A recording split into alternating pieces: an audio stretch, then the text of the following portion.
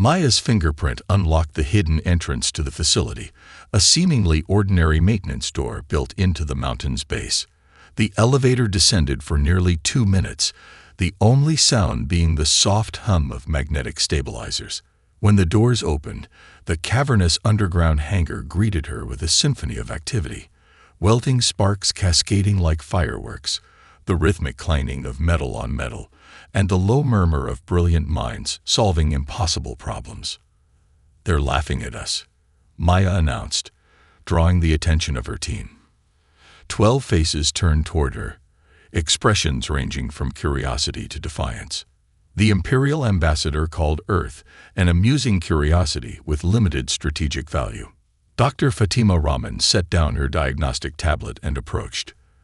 The quantum physicist's eyes reflected the same fire that burned in Maya's chest. Did they offer us anything useful? Medical technology that was outdated in their society 3 centuries ago, access to their most basic trade routes, and minimal defensive coverage, which they define as a response within 3 solar months should Earth face non-critical threats.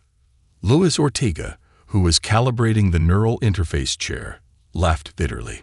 "So basically, we're on our own unless they decide we're worth saving." "We've always been on our own," Maya replied, striding toward the partially completed hull of the Thunderbolt. The prototype starship didn't resemble the sleek, standardized vessels of the Empire. Its asymmetrical design reflected human aesthetics and functionality rather than the aliens' obsession with geometric perfection. Maya placed her palm against the cool metal of the hull. Through the neural interface implanted at the base of her skull, technology the Empire had abandoned as primitive, she could already feel the ship's potential, not just as a machine, but as an extension of human will. "The Empire has spent 10,000 years perfecting their technology," she told her team as they gathered around. "They've eliminated variables, standardized every system, and created a technological ecosystem that's mathematically perfect and monumentally stagnant," added Dr. Alexei Kuznetsov, looking up from the weapons system he was designing. The Russian physicist had been exiled from mainstream academia for his controversial theories about adaptive energy signatures. "Perfect systems cannot evolve." Maya nodded. "That's our advantage. The Empire can't understand why we're pursuing technologies they discarded millennia ago. They see us reinventing the wheel when they've built gravitic propulsion." She activated the main holographic display, showing the Empire's diplomatic vessel now docked at the newly constructed spaceport in Geneva. "What they don't understand is that we're not trying to catch up to them. We're trying to go somewhere else entirely." The display shifted to show the Thunderbolt schematics, the quantum entanglement drive that the Empire had abandoned in favor of more predictable systems, the neural interface that merged human intuition with machine precision, the adaptive weapons platform that could change its energy signature faster than any defense system could analyze. "The Empire builds perfect tools," Maya said, looking at each team member in turn. "We're building something imperfect, adaptable, evolving, something alive." The facility's alert system chimed, signaling an approaching visitor. The security monitor showed a United Earth government vehicle approaching the public entrance, half a kilometer away from their actual location. "That's General Williams," Maya said, recognizing the military escort. "He'll want a progress report for the Security Council." "Fatima, Luis, continue calibrating the neural interfaces. Alexei, run another simulation on the adaptive weapons system.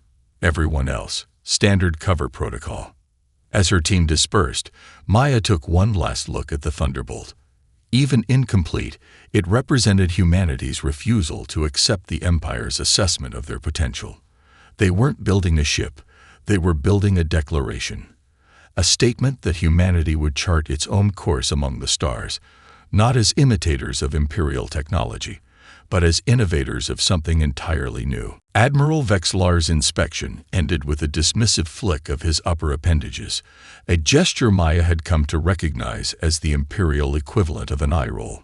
His entourage of sleek, bipedal drones recorded everything, their optical sensors cataloging the Thunderbolt specifications for what would undoubtedly become an amusing report to Imperial High Command. "Your insistence on neural interfacing is particularly quaint," the Admiral said, his translator rendering his clicking speech into flat English.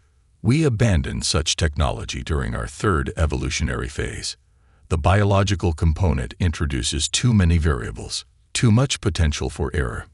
Maya kept her expression neutral despite the anger bubbling beneath the surface. "Humans value those variables, Admiral. We call them creativity, intuition, adaptability." "Inefficiencies," Vexlar corrected, examining the partially constructed command chair with its neural connection ports. "Your species will learn, as all developing civilizations do, that standardization is the path to advancement. The universe rewards optimization, Captain Chen, not improvisation."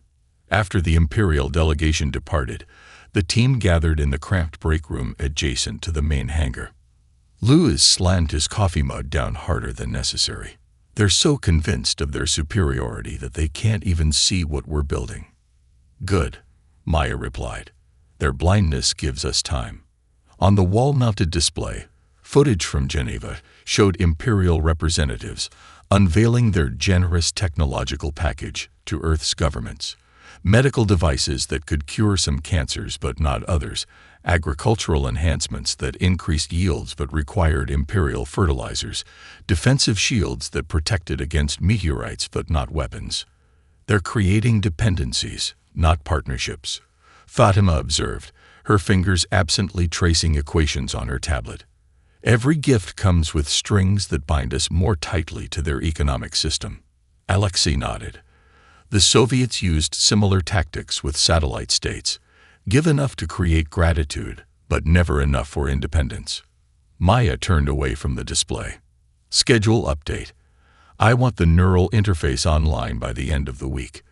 The quantum drive needs to be at minimum operational status within 14 days.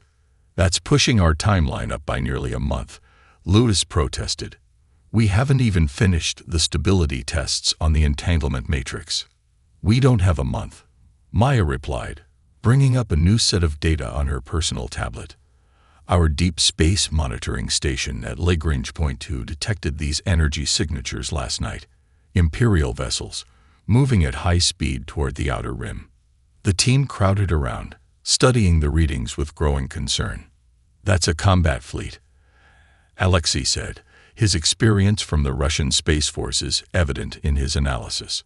"Heavy cruisers, support vessels, at least one command carrier. They're mobilizing for something serious." "And they're moving away from Earth," Maya added. "Whatever's happening out there, they don't consider us important enough to protect or even inform." The facility's alert system chimed again, but this time it wasn't for an approaching visitor. Dr. Hiroki Sato, their quantum communications specialist, was requesting an emergency video conference from his cover position at the Japan Aerospace Exploration Agency. Maya accepted the call. Hiroki's face appeared on screen, his usually calm demeanor replaced by barely contained excitement. "I've intercepted Imperial communications," he said without preamble. "They're evacuating 3 mining colonies in the Proxima Centauri system, but they're not sending ships for the human researchers stationed there." "How many people?" Maya asked, already knowing where this conversation was heading. 43. Mostly scientists studying the Imperial mining techniques as part of the technology exchange. Maya looked at the partially completed Thunderbolt, then back at her team. "How quickly can we get the propulsion system online for a short-range test? Not interstellar, just Earth to lunar orbit and back." Louis ran calculations in his head. 72 hours minimum. It won't be pretty, and we'll be pushing safety margins. "Do it," Maya ordered. "The Empire may have written off those researchers, but we haven't. We're going to bring them home." The Proxima Centauri mission had changed everything.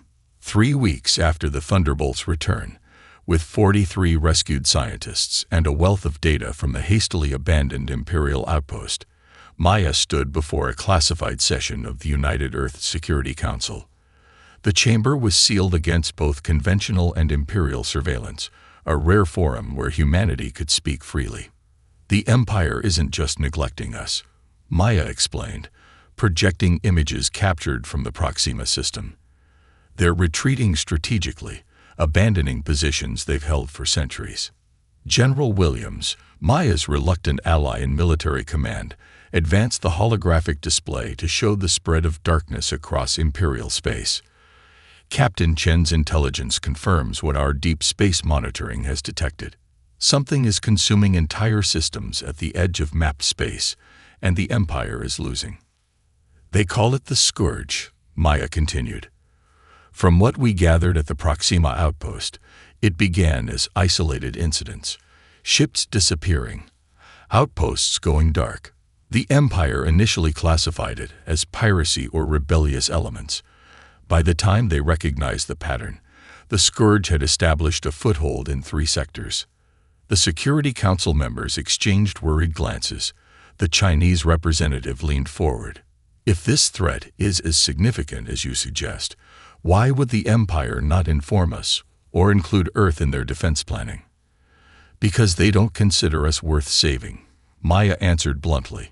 The Imperial Defense Protocol we access shows that they've classified systems into priority tiers. Earth is designated as expendable, a buffer that might slow the Scourge's advance, while the Empire fortifies its core worlds. Silence filled the chamber as the implications sank in. Humanity's first contact with an advanced civilization had revealed a harsh truth. They were merely pawns in a larger galactic strategy. The American representative cleared his throat. So the Empire offers us scraps of technology, while waiting to see if we'll be consumed by this. Scourge. What exactly is this enemy? Biological? Technological? That's the problem, Maya replied, bringing up the limited sensor data they had collected. The Empire doesn't know. Their standardized scanning systems can't penetrate the Scourge vessel's defenses. Their weapons follow predictable patterns that the Scourge adapts to within minutes of engagement. She switched the display to show the Thunderbolt schematics. But our approach to technology, what the Empire dismisses as primitive, may be exactly what's needed. The neural interface allows human intuition to guide combat decisions instead of predictable algorithms. The adaptive weapon system evolves faster than enemy defenses can analyze. General Williams stepped forward. Captain Chen's rescue mission inadvertently provided us with a tactical advantage. A Scourge scout vessel detected the Thunderbolt departing Proxima Centauri. Instead of retreating as Imperial doctrine would dictate, Captain Chen engaged the scout. The display changed to show combat footage. The Thunderbolt's movements appeared erratic, unpredictable, almost organic compared to the precision of Imperial vessels. The Scourge scout, confronted with patterns it couldn't anticipate, was disabled within minutes. The Empire builds perfect weapons for known threats, Maya concluded. Humans build adaptable solutions for the unknown. The Thunderbolt isn't just a prototype ship, it's a new philosophy of warfare that neither the Empire nor the Scourge is prepared for. Dr. Alexei Kuznetsov entered the chamber, nodding respectfully to the council before approaching Maya with a datapad. His hands trembled slightly as he handed it to her. The deep space arrays just detected a massive energy signature entering the outer solar system, he whispered. It's not Imperial. The pattern matches what we saw at Proxima. Maya looked up from the pad, meeting the council's expectant gazes. The Scourge has found Earth, and we have one prototype ship to defend 7 billion people. The Thunderbolt's launch bay rumbled as final preparations accelerated. The prototype ship no longer stood alone. 5 smaller escort vessels, hastily retrofitted with partial neural interfaces and adaptive shielding, formed Earth's makeshift defense fleet. Maya knew they weren't ready, but ready wasn't an option anymore. Free-flight diagnostics are green across all major systems, Lewis reported from the engineering station. His hands moved across the holographic controls with practiced precision, though the shadows under his eyes revealed the toll of 3 sleepless days. Maya settled into the command chair. feeling the neural interface nodes connect at the base of her skull.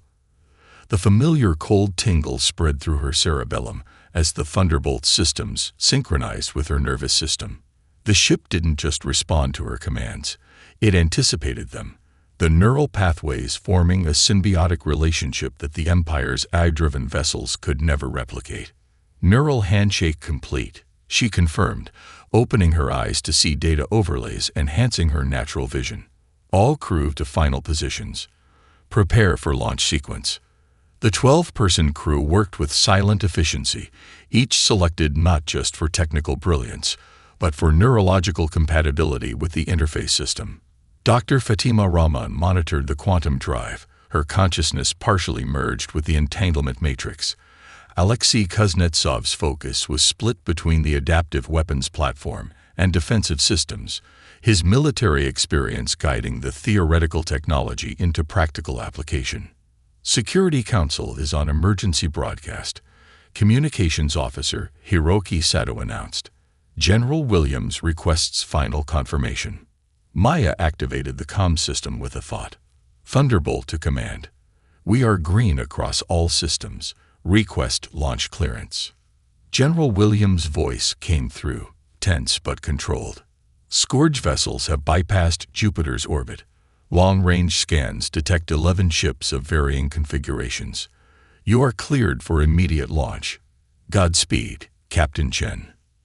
The massive underground doors above them began to slide open, revealing a narrow launch tunnel extending upward through Mount Fuji's ancient rock. Maya felt the Thunderbolt systems respond to her heightened adrenaline, power distribution automatically optimizing for rapid ascent. Initiate gravitic propulsion, she ordered. Steady ascent until we clear the atmosphere, then full burn to intercept coordinates. The Thunderbolt rose smoothly, its revolutionary drive system nearly silent compared to conventional rockets.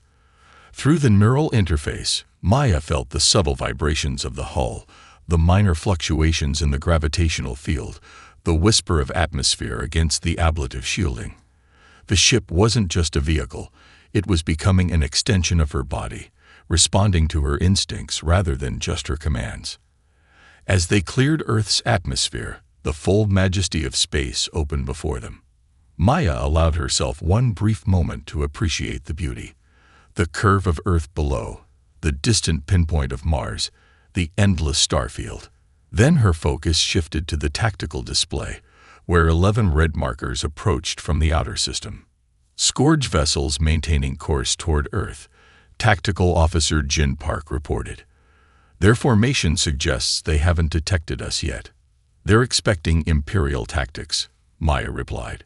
Standard approach vectors, predictable engagement patterns. We're going to show them something new. Through the neural interface, Maya shared her strategy with the crew simultaneously. No need for lengthy explanations when thoughts could be transmitted directly. The plan was audacious, violating every principle of Imperial combat doctrine. Instead of meeting the Scourge fleet head-on with overwhelming force, the Thunderbolt would use Jupiter's massive gravitational field to execute a slingshot maneuver, approaching from an impossible angle while the smaller escort vessels created a diversion. That trajectory will put massive strain on the hull integrity, Lewis cautioned through the interface. Maya's response came with grim determination, both spoken and felt through the neural connection. The Scourge doesn't know what humans are willing to risk for survival. It's time they learned. Jupiter's swirling storms provided perfect cover as the Thunderbolt skimmed the gas giant's upper atmosphere. Through the neural interface, Maya felt the gravitational forces pulling at the ship's hull, the radiation battering the shields, the magnetic fields interacting with their systems in ways that enhanced Alexei's adaptive weapons. What would have been navigational hazards to an Imperial vessel became tactical advantages to the human crew. Escort vessels in position, Jin reported. Beginning diversion maneuvers in 30 seconds. Maya monitored the 5 smaller ships as they broke formation, accelerating toward the Scourge fleet from Earth's orbital plane. A conventional approach that would draw attention while the Thunderbolt remained hidden. Scourge vessels are responding, Hiroki confirmed. They're altering course to intercept our escorts. detecting energy buildup in their forward sections, weapons charging. Maya felt a surge of protective instinct for the escort crews, all volunteers who understood their role as distraction. Through the neural link, she channeled that emotion into focused precision, calculating the exact moment to break cover. Quantum drive at maximum capacity, Fatima reported, her consciousness partially merged with the entanglement matrix. The Jupiter slingshot will give us approximately 4 seconds of superluminal transit. We'll emerge directly behind the Scourge formation. Maya closed her eyes, letting the neural interface expand her awareness beyond human limitations. The tactical display became more than visual information. She could feel the spatial relationships between vessels, sense the energy patterns of the Scourge weapons, anticipate their responses based on observed behavior patterns. Escorts engaging now, Jin announced. On the main display, Earth's small defensive fleet opened fire on the Scourge vessels. Their weapons, conventional railguns and plasma cannons, barely scratched the alien shields. The Scourge responded with methodical precision, targeting the largest escort first with concentrated fire. They're using standard Imperial counter-tactics, Alexei observed. They expect us to fight like the Empire. Now, Maya commanded. The Thunderbolt's quantum drive activated, harnessing Jupiter's gravitational well to bend spacetime. For 4 seconds, the ship existed partially outside normal physics, the crew experiencing a moment of disorientation as their consciousness, linked to the ship's systems, traversed the boundary between conventional space and quantum probability. They emerged directly behind the Scourge formation, their sensors momentarily overwhelmed by the sudden transition. Through the neural interface, Maya didn't need visual confirmation. She felt the enemy ships, their energy signatures distinct and vulnerable from this unexpected angle. Weapons hot, Alexei reported. Adaptive targeting online. Fire at will, Maya ordered. The Thunderbolt's main cannon discharge, not the standardized energy beams of Imperial vessels, but a constantly shifting spectrum of electromagnetic pulses, each millisecond bringing a new frequency that the Scourge defenses couldn't adapt to quickly enough. The first pulse penetrated the rearmost Scourge vessel's shields, the second disrupted its propulsion system, and the third caused a cascade failure through its power core. The enemy ship didn't explode dramatically. It simply went dark, its systems collapsing under an assault they weren't designed to counter. The remaining Scourge vessels reacted with machine precision, breaking their attack on the escorts to form a defensive sphere, a textbook Imperial countermaneuver against rear attacks. But the Thunderbolt was already moving, its trajectory neither logical nor predictable, guided by Maya's intuition rather than tactical algorithms. "They're transmitting," Hiroki reported, surprise evident in his voice. "It's some kind of communication attempt." Through the neural interface, Maya sensed something unexpected, confusion from the Scourge fleet. Their movements became less coordinated, their responses delayed by microseconds as they encountered a combat approach outside their experience. "They don't understand what we are," Maya realized aloud. The Scourge adapted to fight the Empire's perfect machines, not human unpredictability. She shared a new strategy through the neural link, the crew instantly understanding and executing a maneuver no Imperial commander would consider, deliberately venting plasma from their drive system, creating a cloud that masked their heat signature while simultaneously destabilizing the Scourge sensors. "We're not just fighting them," Maya said as the Thunderbolt dove back into engagement range. "We're teaching them that humanity doesn't follow the rules." News of the Thunderbolt's victory spread quickly through Earth's military channels, though public announcements remained vague about the successful defense operation in the outer solar system. The truth was more complex. They had disabled 3 Scourge vessels and forced the remainder to retreat, but Earth remained vulnerable to a larger attack. When Imperial signals appeared at the edge of the solar system 3 days later, Maya expected reinforcements had finally arrived. What emerged from hyperspace instead was a small diplomatic flotilla centered around Admiral Vexlar's personal flagship. "They're hailing us," Hiroki reported as the Thunderbolt maintained a defensive position near Mars orbit. Maya straightened in her command chair, the neural interface active but subdued. On screen, Admiral Vexlar's translucent features filled the display, his inner organs shifting in patterns that indicated agitation to those who could read Imperial physiology. Captain Chen, Imperial Command has received reports of unauthorized engagement with Class 5 hostiles in this system. Explain your actions. Maya felt her crew's indignation through the neural link, but maintained her composure. Admiral, we defended our home against scourge vessels that entered our system with hostile intent. The Empire offered no assistance despite our distress calls. The Empire designates defensive priorities based on strategic value, Vexlar replied. Your unauthorized development of advanced weaponry has altered those calculations. I am instructed to investigate your vessel and technology immediately. Lewis sent a private thought through the neural link. Asterisk, they're not here to help. They're here to take the Thunderbolt asterisk. Maya acknowledged with a subtle mental signal before addressing the Admiral. We welcome coordination with Imperial forces against our common enemy. However, the Thunderbolt remains under Earth command. The Admiral's upper appendages twitched in what humans had learned was a sign of irritation. Captain, perhaps I wasn't clear. This isn't a request. My orders are to secure your prototype and all related research for proper Imperial analysis. And my orders are to defend Earth by any means necessary, Maya replied evenly. The Thunderbolt isn't just technology, Admiral. It's an extension of human consciousness. Your pilots couldn't operate it even if you seized it. Vexlar's inner organs darkened, the Imperial equivalent of a scowl. Then you will provide complete access to your neural interface technology and adaptive weapon systems. Imperial engineers will determine what components can be standardized for proper implementation. Maya was formulating a diplomatic refusal when proximity alarms blared across the bridge.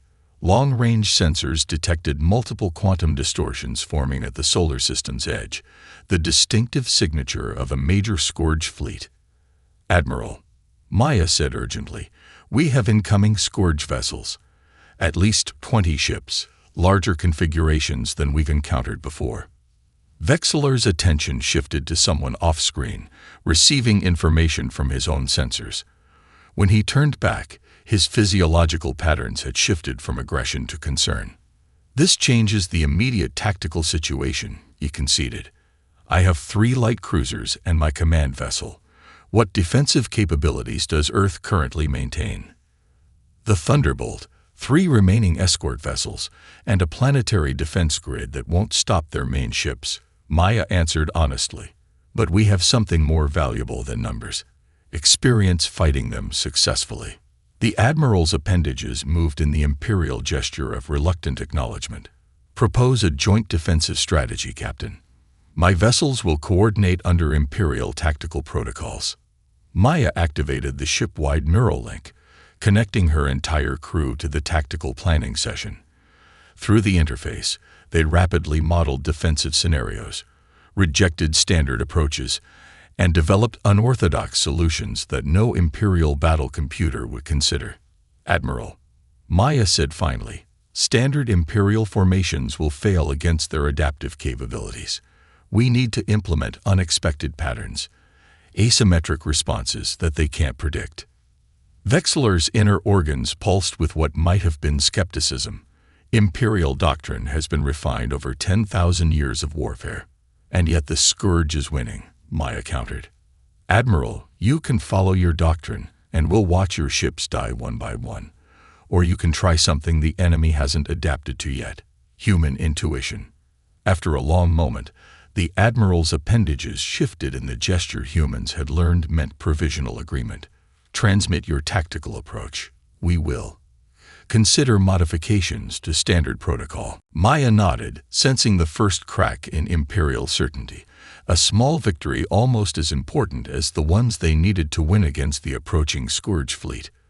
The battle raged across the orbital plane of Mars, a chaotic dance of human intuition against machine efficiency. Admiral Vexlar's vessels maintained rigid Imperial formations, despite Maya's tactical suggestions, their weapons firing in synchronized patterns that the Scourge adapted to within minutes. Imperial cruiser Dominion is taking heavy damage, Jin reported, monitoring the battle through both conventional sensors and the neural interface. Their shields are failing on the port quadrant. Maya made a split-second decision. Divert course to support the Dominion. Alexei, prepare to extend our adaptive shield harmonics to cover their vulnerable section. The Thunderbolt broke from its attack run, swooping beneath a Scourge vessel to reach the struggling Imperial cruiser. Through the neural interface, Maya felt rather than saw the precise distances between vessels, guiding the ship with instinctive movements that no automatic system could calculate. Adaptive shield extension ready, Alexei confirmed. This has never been attempted between different ship architectures. Theory becomes practice when necessity demands, Maya replied, a philosophy that would have baffled Imperial engineers. The Thunderbolt positioned itself alongside the Dominion, their hulls separated by mere meters. Alexei's innovative shield modification created a resonance bridge between the vessels, the Thunderbolt's adaptive defenses flowing across to reinforce the Imperial ship's failing shields. It's working, Fatima reported with amazement. Their shield matrix is accepting our modifications, integrating adaptive frequencies now.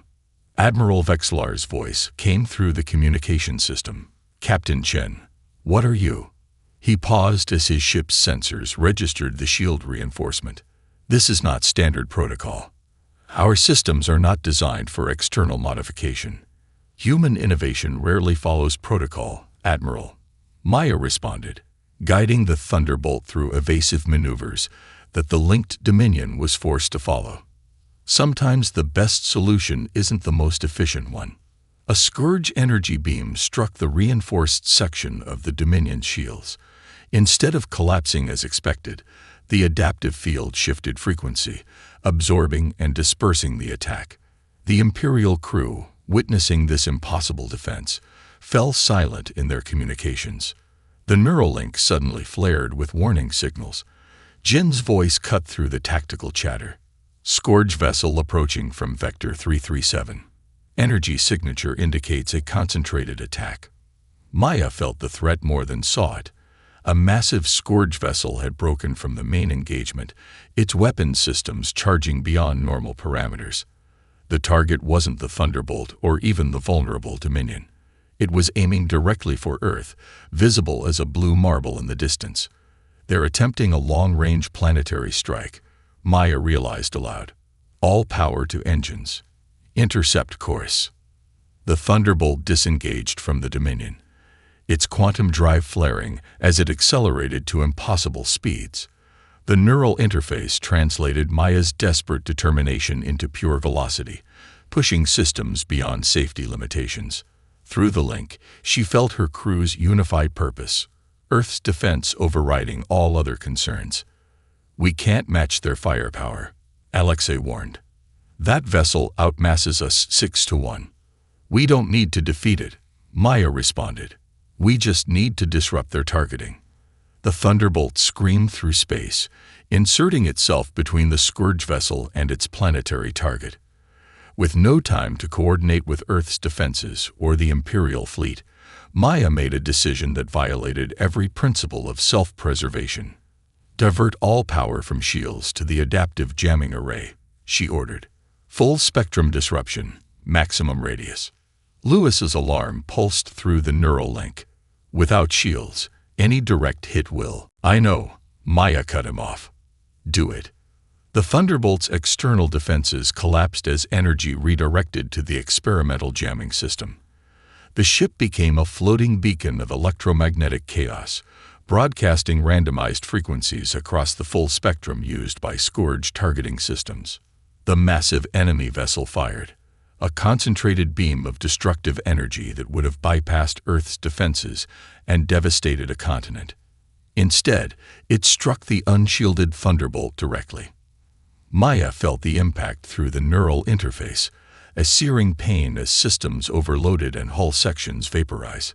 Emergency bulkheads slammed shut as atmosphere vented from multiple breaches. The main power core fluctuated wildly, threatening catastrophic failure. Through the chaos and damage, Maya maintained her focus on one critical fact. The beam had hit the Thunderbolt, not Earth. Their sacrifice had achieved its purpose.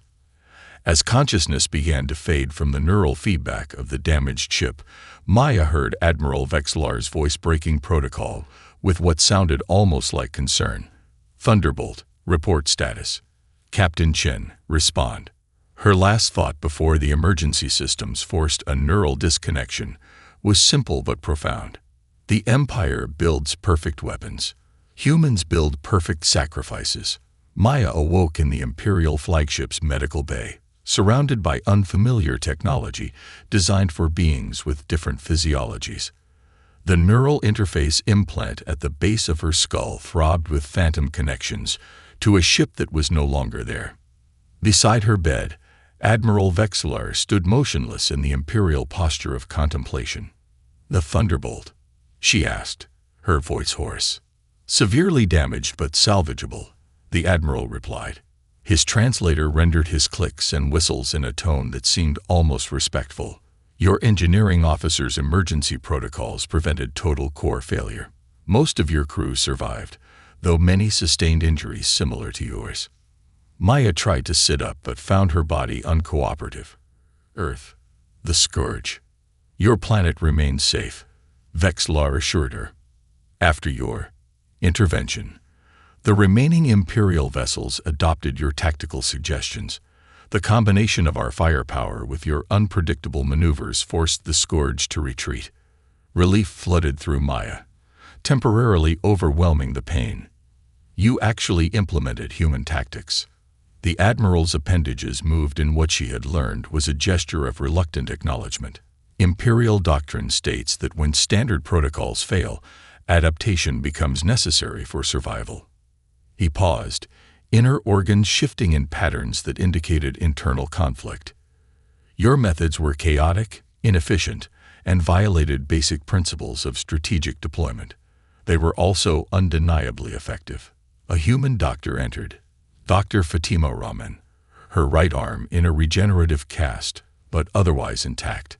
"Captain," she greeted Maya with visible relief. "Good to see you conscious. Your neural pathways are stabilizing." "The rest of the crew?" Maya asked. "All survived. Luis is already working with Imperial engineers on the Thunderbolt's reconstruction. Alexei is driving the Imperial weapons specialists to distraction with his theories about adaptive harmonics." Admiral Vexlar made a sound that the translator didn't interpret, something between amusement and exasperation. "Your weapons officer has proposed 16 modifications to our standard defense systems. 15 violate established Imperial engineering principles. 14 appear to be viable improvements." The admission clearly cost the Admiral something in professional pride. Maya recognized the significance of the moment, the first crack in 10,000 years of Imperial technological certainty. "In 3 days," Vexlar continued, "representatives from Imperial Central Command will arrive. They wish to discuss a cooperative defense initiative against the Scourge threat." Maya exchanged a glance with Fatima, understanding the implications. Not an inspection or confiscation. A cooperative initiative. "The Empire adapts when necessity demands," the Admiral said, echoing Maya's earlier philosophy. "Though perhaps we have forgotten how until now." 1 week later, Maya stood in the rebuilt command center beneath Mount Fuji. Around her, Imperial engineers worked alongside human scientists, the initial tension between them giving way to productive collaboration. On the main display, the Thunderbolt's reconstruction showed substantial progress. The hull now reinforced with Imperial alloys, while maintaining the distinctive asymmetrical design that reflected human aesthetics rather than alien standardization. General Williams approached, accompanied by a senior Imperial official whose elaborate carapace markings indicated membership in the Central Command structure. "Captain Chen," the general said formally, Grand Strategist Telomar has requested to observe the neural interface demonstration personally. The Imperial official's translator rendered his complex vocalizations crisply. We have reviewed the battle data extensively. The effectiveness of human neural integration with machine systems exceeds all Imperial computational models. We wish to understand the intuitive element. Maya nodded. Understanding requires experience. Grand Strategist, would you be willing to participate in a limited neural handshake? To feel what words cannot adequately explain. The Imperial official's appendages twitched with what might have been surprise or hesitation. Then, with deliberate ceremony, he removed his ceremonial headpiece, exposing the neural connection port that all Imperial military personnel maintained but rarely used since the Empire's transition to AI warfare. The Empire builds perfect systems, Telomar said, repeating the philosophy Maya had heard countless times. Perhaps perfection has limitations we fail to recognize. As technicians prepared the modified neural interface that would allow human and Imperial consciousness to share experience directly, Maya reflected on how quickly the universe could change. The Empire had disregarded Earth's prototypes until one ship had decimated the Scourge fleet, not through superior firepower, but through the uniquely human combination of unpredictability, intuition, and willingness to sacrifice. Now, as human innovation merged with Imperial resources, a new approach to galactic defense was emerging. Neither the cold efficiency of alien technology nor the desperate improvisation of human resourcefulness, but something greater than either alone. The neural handshake will establish a temporary connection between your consciousness and mine, Maya explained to the Imperial official. You will feel what I feel, understand as I understand. Telomar's inner organs pulsed with what might have been anticipation. And what is it that humans understand that the Empire does not? Maya smiled as the neural interface activated, creating the first bridge between species that had evolved worlds apart. That perfection isn't the end of evolution, Grand Strategist. It's the beginning of stagnation. True strength comes not from eliminating variables, but from embracing them. As their consciousnesses touched across the neural bridge, Maya shared not just tactical knowledge, but something the Empire had forgotten in its pursuit of standardized perfection. The beautiful chaos of human innovation, where mistakes became opportunities and limitations sparked creativity. The future would belong to neither humans nor the Empire alone, but to the unlikely synthesis of both, the perfect and the imperfect combined into something new.